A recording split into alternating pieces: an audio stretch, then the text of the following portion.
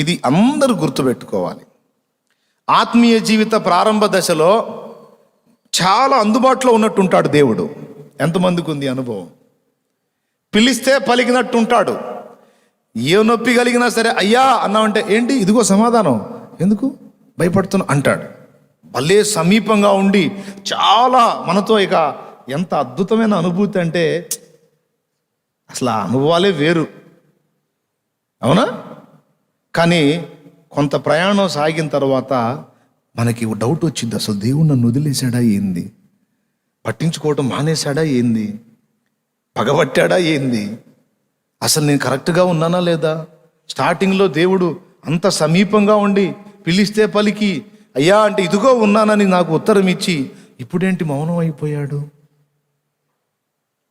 అని కొంత ప్రయాణం జరిగిన తర్వాత డౌట్ వస్తుంది. మీకు ఎప్పుడన్నా వచ్చిందా? నాకు మస్తు సార్లు వచ్చింది. అందుకే నేను చెబుతున్నా. మీకు ఎప్పుడన్నా వచ్చిందా? చెయ్యత్తండి. వస్తే తమ్ముడా మీకు రాలేదా? స్టార్టింగ్లోనేమో అంత సమీపంగా ఉన్నట్టున్నాడు, కొంత ప్రయాణం అయిన తర్వాత ఇప్పుడేందో అసలు మొత్తం వదిలేసినట్టున్నాడు అని మీకు అనిపించలేదా? అనిపించిందా? రైట్, రెండూ కరెక్టే. ప్రారంభంలో ఆయన అలా స్పందించింది కరెక్టే. తర్వాత ఆయన కాస్త మనల్ని ప్రక్కనుంచింది కూడా కరెక్టే. యేసు మనకి అమ్మ, నాన్న, స్నేహితుడు, అన్న, అన్ని పాత్రలు పోషించాడు మహానుభావుడు. ఇంకో చోటు కూడా అంటాడు, స్త్రీ తన గర్భమున పుట్టిన చంటి పిల్లను మరచునా, వారైనా మర్చిపోతారేమో, నేను అసలు నిన్ను మరవనంటే నువ్వు అమ్మ అమ్మ అంటున్నావు, మీ అమ్మ కంటే కూడా నేను ఎక్కువ, అది మర్చిపోవద్దని చెప్తున్నాడు. కాబట్టి ఒక దశలో తానే మనల్ని చంకపెట్టుకుని నడవటానికి ఇష్టపడే దేవుడు మరో దశలో మనంతట మనముగా నడవాలని ఆశించటంలో తప్పుందా? నీ అంతటా నిన్ను నడవమని నిన్ను ఒంటరిగా అప్పచెప్పిన ఘట్టంలోనే నీకు ఆయన సాన్నిధ్యం దూరం అవుతుంది. అప్పుడు నీకు వేదన కలుగుతుంది. ఏంది అనాథం చేశావా, ఏంది నన్ను వదిలేశావా ఏమిటి, అసలు నా పరిస్థితి ఏంటి ప్రభువా అనే ప్రశ్న నీకు ఆ దశలో పుట్టింది. నువ్వు పిలిస్తే పలుకుతున్నాడు, చాలా సమీపంలో ఉన్నాడంటే నువ్వు దేవుణ్ణి నమ్మావు. పిలిచినా కూడా పట్టించుకున్నట్టు ఉన్నాడు, అసలు ఏం పట్టించుకోవట్లేదు అంటావా, ఆయన నిన్ను నమ్మాడు అంటే ఎదిగావు, కొంత పర్వాలేదు అనుకున్నాడు కాబట్టే నీకు అందకుండా ఉన్నాడు. దేవునికి మహిమ కలుగును గాక. ఇంతవరకు మీకు అర్థమైందా? స్పష్టంగా అర్థం. ఆ లైవ్లో ఉన్నారా ఎవరన్నా? మీకు అర్థమవుతుందా? మీరు కూడా ఆలోచన చేయండి. అందరికీ ఉపయోగపడే విషయం ఇది. సోదరా, సోదరి, ఆత్మీయ జీవితంలో మనం నడుస్తున్న నడక ఏంటనుకుంటున్నారు? ప్రకృతిలో అందరికీ సాధ్యమైంది కాదు మనం బ్రతుకుతున్న బ్రతుకు. అందరికీ అసాధ్యమైన అసాధారణ జీవితం ఇప్పుడు మనం జీవిస్తున్న జీవితం, తెలుసా? నేను చెప్పింది అర్థమైందా? ఇప్పుడు అందరూ బ్రతుకుతున్న బ్రతుకు, బ్రతకాల్సిన మనం అందరి బ్రతుకులకు భిన్నమైన బ్రతుకు ఒకటి బ్రతుకుతున్నాం ఇప్పుడు. ఈ ప్రయాణం, ఈ బ్రతుకు మనకు ఎలాంటిదో తెలుసా? నీళ్ళ మీద నడక లాంటిది. నీళ్ళ మీద నడక చిన్న విషయం కాదు ఇది. నీ సమకాలీన సమాజం అంతా కూడా అస్తవ్యస్తంగా దరిద్రగొట్టు స్థితిలో ఉండగా పూర్తిగా దానికి ఆపోజిట్లో బ్రతకడానికి ప్రయత్నం చేస్తున్నావు నువ్వు. ఎలా సాధ్యం? నీళ్లలో బ్రతకాల్సిన చేప ఒడ్డున బతికిద్దా? దాని ప్రకృతి ధర్మానికి విరుద్ధం అది ఒడ్డున బతికితే.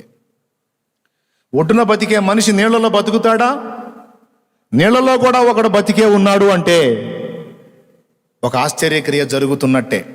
నీళ్లలో బ్రతికే చేప ఒడ్డును కూడా బ్రతికే ఉంది అంటే అసాధారణ శక్తి ఏదో దాన్ని బ్రతికిస్తున్నట్టే. ఈరోజు దేవుని బిడ్డలంగా దేవుని యందు విశ్వాసం ఉంచి రక్షణ పొంది ఇన్ని మైళ్ళు మనం ఆయనతో కలిసి ప్రయాణం చేశాము అంటే, ఇంతవరకు విశ్వాసాన్ని కోల్పోకుండా కొద్దో గొప్ప అలాగ ప్రయాణం చేస్తున్నాము అంటే, అలా నిన్ను నిలిపి ఉంచినది నీ సొంత శక్తి కాదు, పైనుండి వచ్చిన దైవశక్తి. లేకపోతే ఎప్పుడో నీ ఆట ముగిసిపోయేది. ఇది నిజం, ఎప్పుడో అయిపోయేది. అసాధారణ శక్తి ఆయన దగ్గర నుండి నీలోనికి ప్రవేశించినందున సమాజం ఆశ్చర్యపోయే బ్రతుకుతున్నావు ఈ రోజును. నిన్ను చూసి వాళ్ళు తమ జీవితాలతో నిన్ను పోల్చుకున్నప్పుడు వాళ్ళకి ప్రశ్న, అరే ఎట్లా బతుకుతున్నాడు రా? అంతసేటు తాగేవాడు, అంత చండాలంగా జీవించేవాడు, అంత చీదరగా బ్రతికేది, అంత అసహ్యమైన మనిషి ఆమె ఎలా బతుకుతుంది? అసలు ఆ మార్పు ఎలా సాధ్యం? ఒకళ్ళు కాదు, వందలు కాదు, వేలు కాదు, లక్షలు మార్పు నొంది మానవాతీతమైన జీవితం జీవిస్తున్నవాళ్ళు, నేల మీద నడుస్తున్నవాళ్ళు. దేవునికి మహిమ కలుగును గాక. అది ఎలా సాధ్యమవుతుంది అంటే దేవుని జోక్యంతో అది సాధ్యమవుతుంది. మనం నడవాల్సిందే సొంతంగా. స్టార్టింగ్లోనేమో నడిచే పని లేకుండా చంకబెట్టుకున్నాడు, అదొకటి గుర్తుంది కదా. అలాగ కొంత ప్రయాణం అయిన తర్వాత, కొంత వయస్సు వచ్చిన తర్వాత ఆత్మీయ జీవితంలో ఇక మనల్ని దించి నువ్వే నడువు అంటాడు. నువ్వే నడువు అన్న ప్రతిసారి మనమే నడవాలి, కానీ చూపు ఎవరికెళ్ళి చూడాలంటే యేసుకెళ్ళి చూడాలి. అర్థమైందా? ఎవరికెళ్ళి చూడాలి?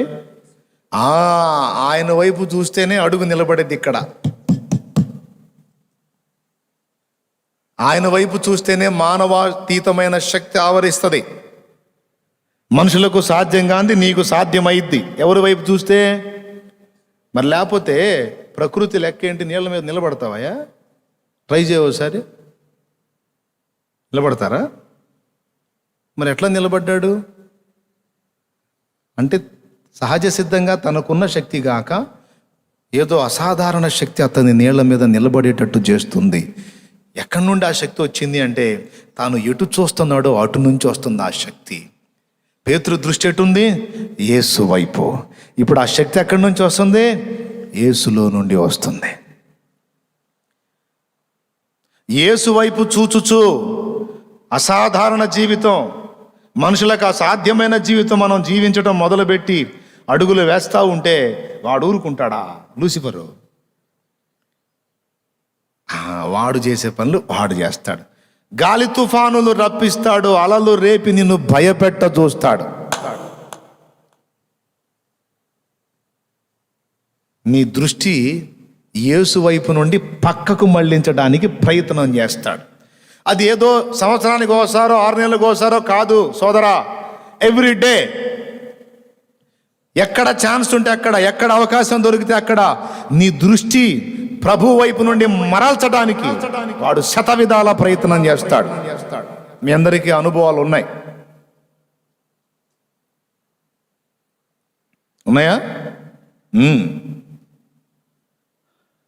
ఆ ప్రయత్నాల్లో భాగంగానే ఇవన్నీ రేపుతాడు. ఒక్కొక్కరికి ఒక్కొక్క విధమైన అలా, ఒక్కొక్కరికి ఒక్కొక్క విధమైన గాలి. అందరికీ ఒకే గాలి ఉండదు. మనందరికీ ఎవరి పరిస్థితులకి, ఎవరి సైకాలజీకి తగ్గట్టు వాళ్ళకి రెడీ చేసి పెడతాడు అన్నమాట. అర్థమైందా? వాటి వైపు మనం చూసి ప్రభు వైపు నుండి మనం దృష్టి మరల్చి అప్పటిదాకా అసాధారణంగా నీళ్ల మీద నిలబడిన మనం ఎప్పుడైతే దృష్టి మరులుతుందో అప్పుడు మునిగిపోవటం మొదలు పెడతాం.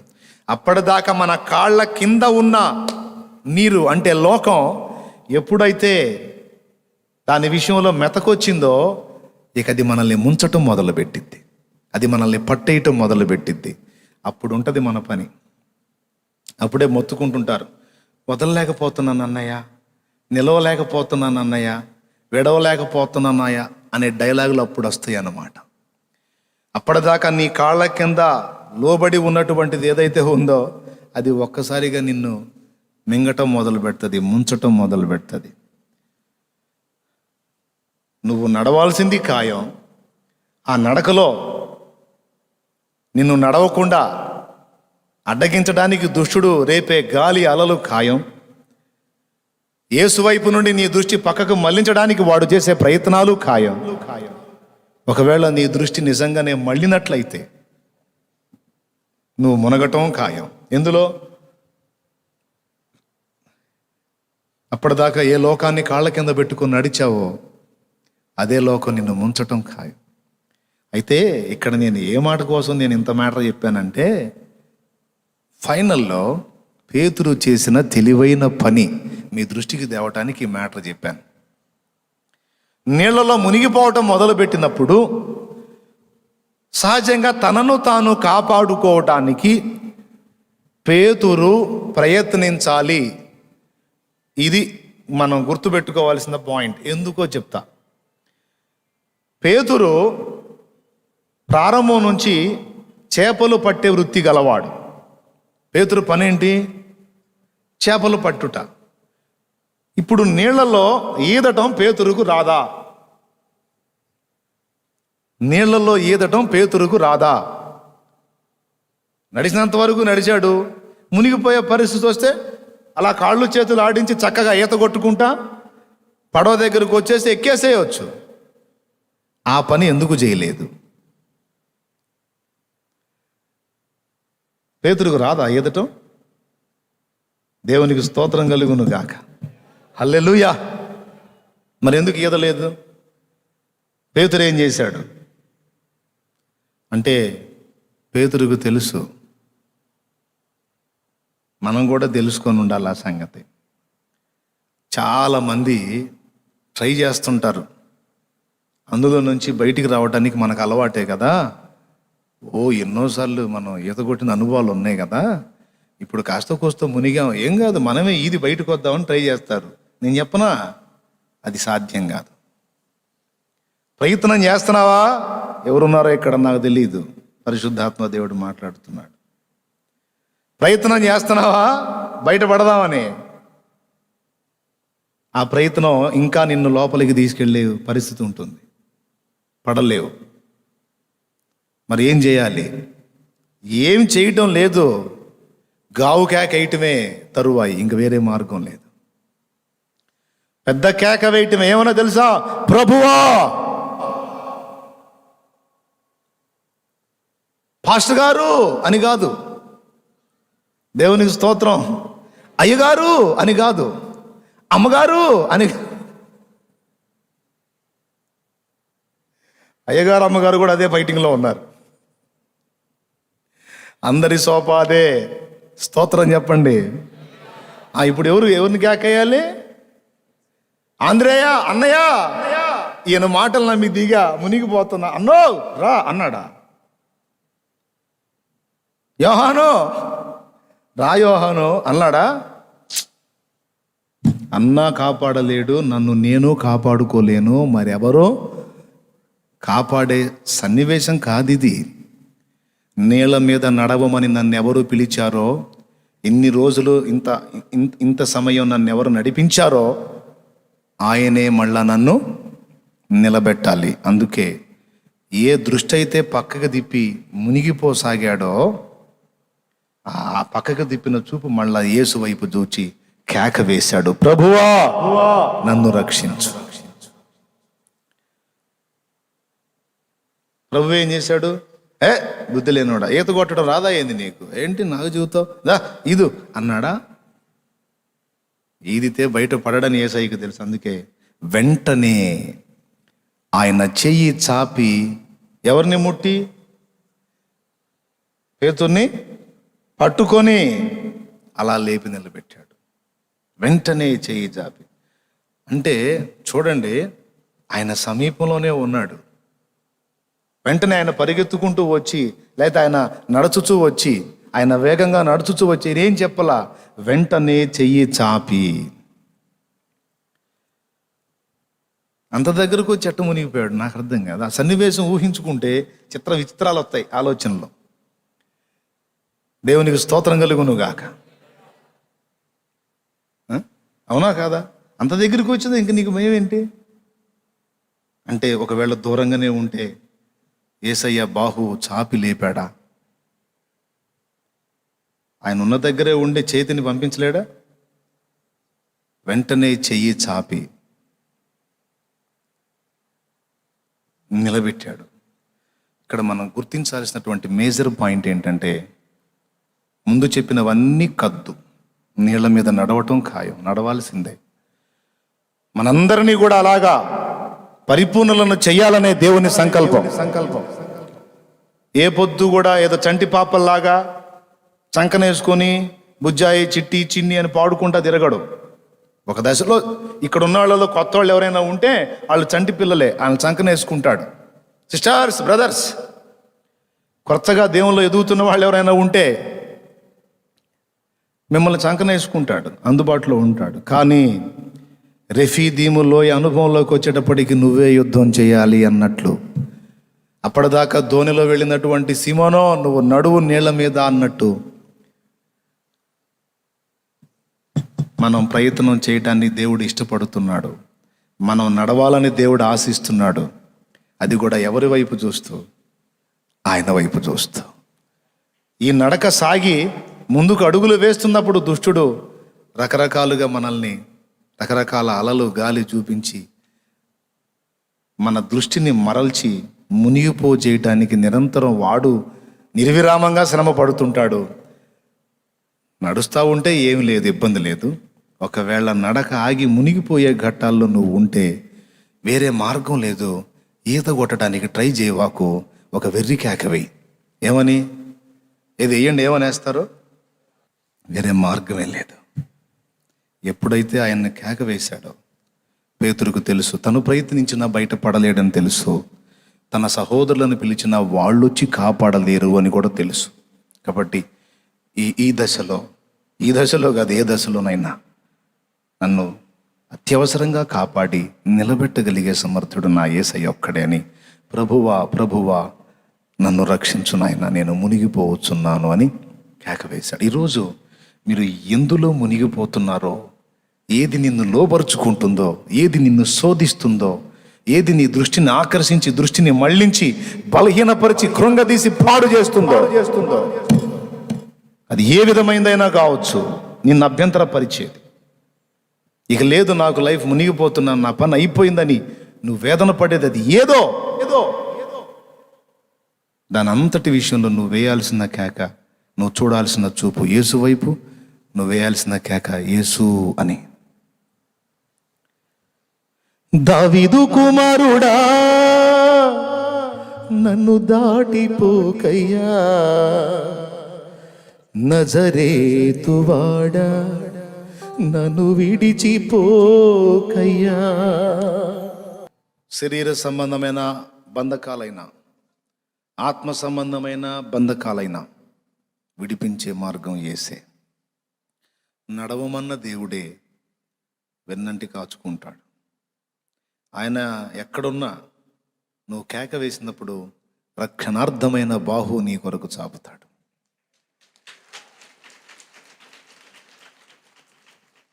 ఇప్పుడు ఏమని పిలవాలి? పాస్టర్ గారు అనాలా? సలోమి ఏమని పిలవాలి? అన్నా అనాలా? లేకపోతే అక్క అనాలా? ఏమనాలా? అంతే, ఒకటే. అప్పుడు వచ్చి లేపుతాడు, నిలబెడతాడు, నడిపిస్తాడు. కాబట్టి మీరందరూ కూడా ఈ ఆత్మీయ యాత్రల్లో నాతోడి ప్రయాణికులై ఉన్నారు, యాత్రికులు. మనందరం కూడా నీళ్ల మీద నడిచిన అనుభవాల్లో ఉన్నాం. అంత తేలిక కాదు నీళ్ల మీద నడక సాగటం అంటే. అందుకే ప్రతి అడుగు ఆయన వైపు చూస్తూ వేస్తేనే, ఎక్కడన్నా మనం తేడా పడుతున్నామన్న అనుభూతి కలిగితే తడవు చేయకుండా. ఒకవేళ కొంతమంది మునిగిపోతుంటారు, కేక వేయరు. ఏమన్నా అనుకుంటాడు, ఎవరు ఇప్పుడు కేకేస్తే ఏసయ్యా 4 రోజులు ఆగి కేకేద్దాం అన్నట్టు ఉంటుంది కొంతమంది వ్యవహారం. 4 రోజులు ఆగి తేడా ఉంటుంది, శవమేగా, అవునా?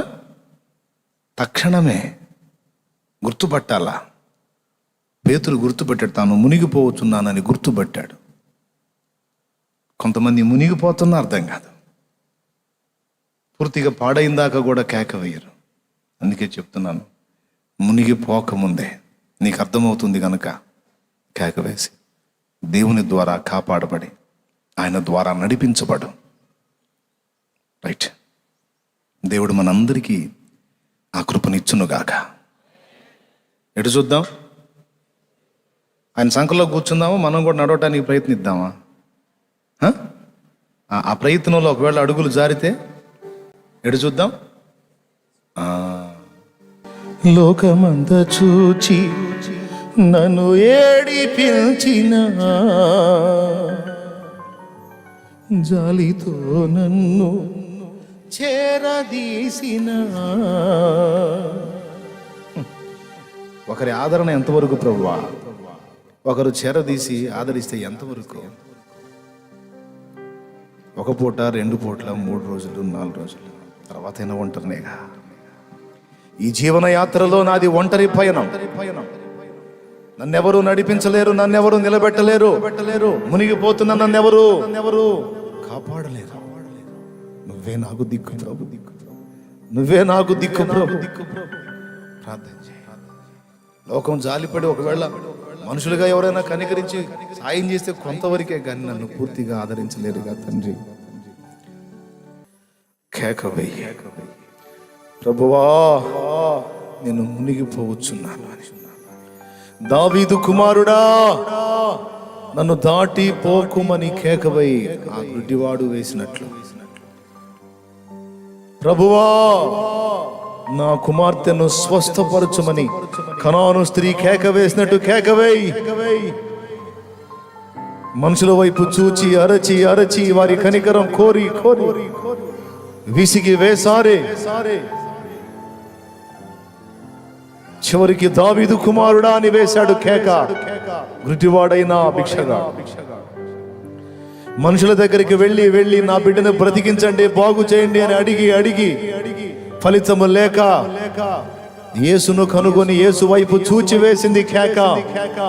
ప్రభువా నా కుమార్తెను స్వస్థపరచయ్యా, నీ దాసురాలను ప్రభువా అంటే, అమ్మా నీ విశ్వాసము గొప్పది పో, నీ కుమార్తె బాగుపడింది పో అన్నాడు.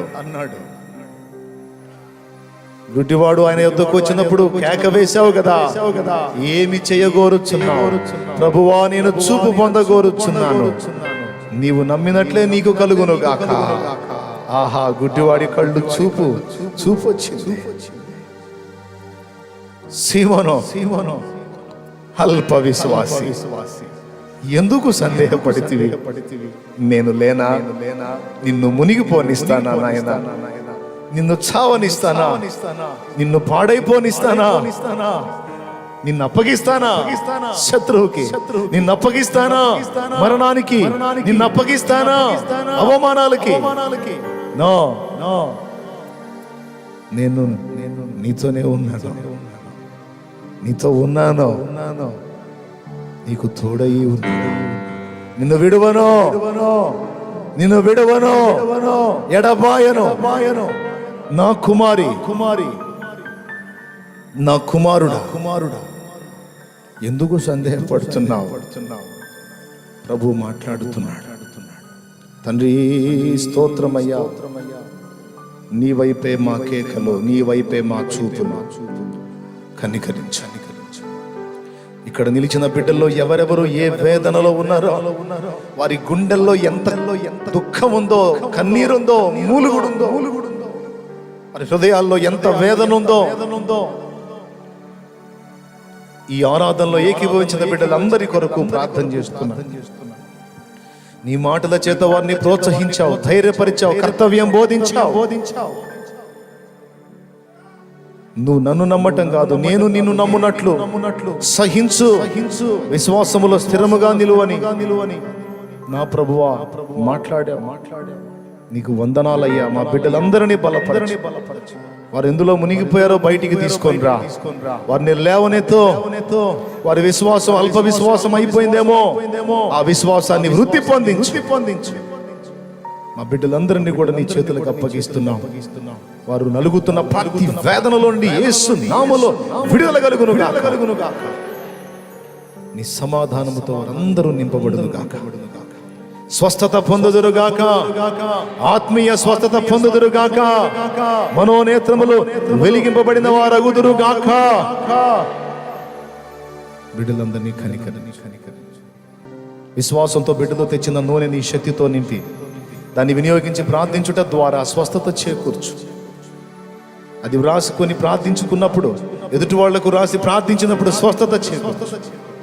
దురాత్మ పిశాచి బంధకాలు యేసు నామములో వారిని వదిలిపోవునట్లు పంట వేసేటువంటి రైతాంగం తెచ్చినటువంటి ఆ విత్తనాలన్నిటిని కూడా వారు కన్నీటితో ప్రార్థన చేసి చల్లుతున్నప్పుడు సమృద్ధి అయిన పంట వారికి లభించినట్లు వచ్చాయి.